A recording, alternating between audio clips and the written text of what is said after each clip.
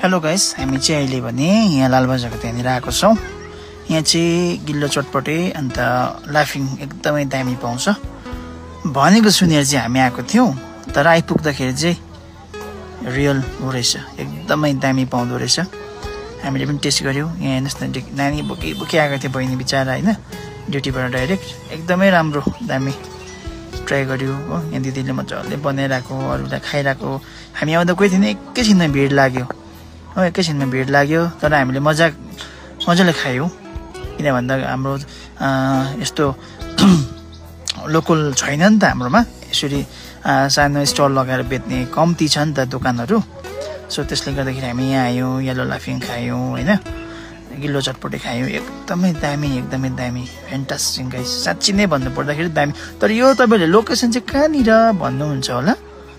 लालबजारमा छ। यो चाहिँ कतिलाई थाहा छ, अगाडि नै कतिले भिडियो बनाएर हालेको छ होला। तर जतिले मलाई हेर्नुहुन्छ, यो लोकेसन चाहिँ लालबजारमा हो, एकदमै दामी छ।